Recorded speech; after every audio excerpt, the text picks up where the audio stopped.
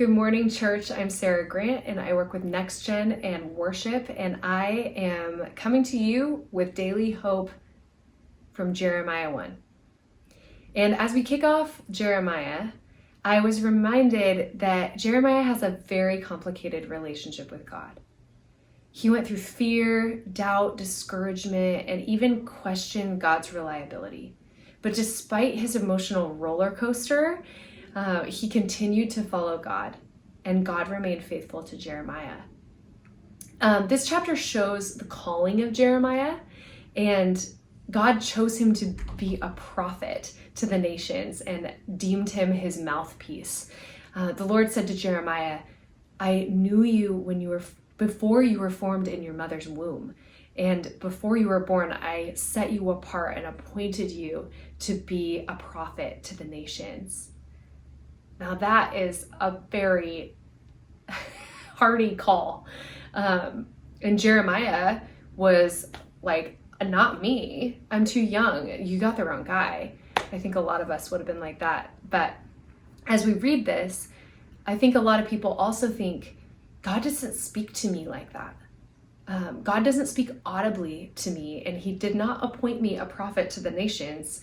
So how do I experience God in the same way that Jeremiah did? And although God might not speak audibly to you, because he does not speak audibly to me, you're not alone.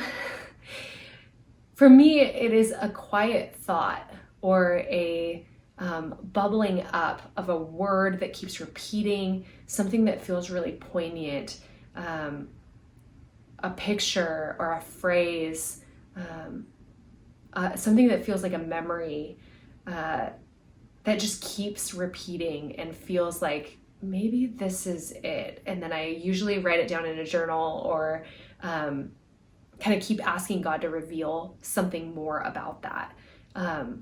Sometimes it's for me and sometimes it's for somebody else.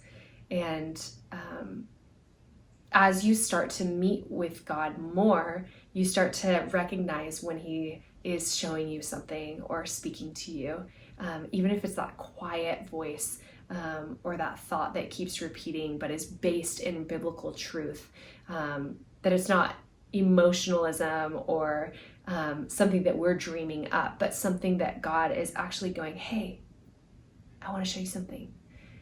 That's when, to me, God is speaking to me. It's a still, quiet moment.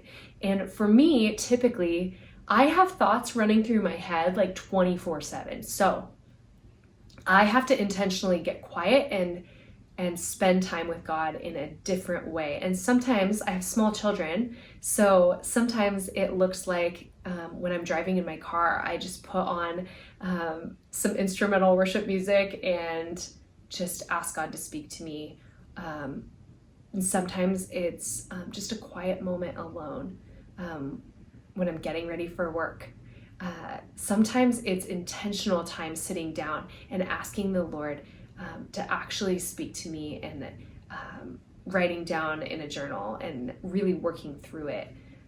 Sometimes it's just laying and receiving. Sometimes God does really just want you to rest. And I think that that's the beauty of him. He doesn't speak to us in the same way typically. So what I would love to encourage us to do today, church, is to spend some time intentionally asking God and just seeking him, asking him what he wants to call you into today. So maybe that looks like setting a timer for 15 minutes and saying, "Okay, God, I've never done this before. What do you want to show me today?" If you've never done it before, maybe take out a journal and just write down the first words that come to your mind. Write down any pictures that kind of look like a memory, or something that looks like something that you maybe would have never dreamed up yourself. But really just taking some time and being with God and asking him to reveal himself to you. Sometimes it's just us getting quiet and seeking him that allows his voice to speak more clearly, because we're setting this time apart, this holy moment, as we would call it, right?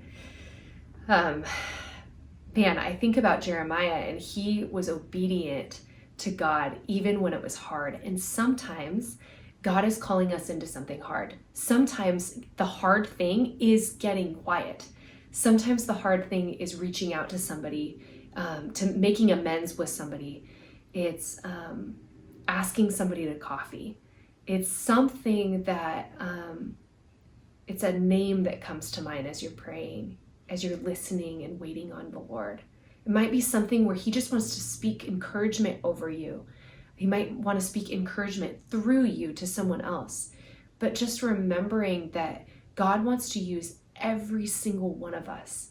Jesus did not just come for a few, he came for many, for everyone. So as we seek him, he is ready and willing to meet us. He wants to meet with you. And as you meet with him, I can't wait to hear what he has to say to you, the things that he shows you. So don't be shy. I want to hear. And I can't wait to hear what he says to our church. So much love to you guys. And we'll see you tomorrow for another Daily Hope.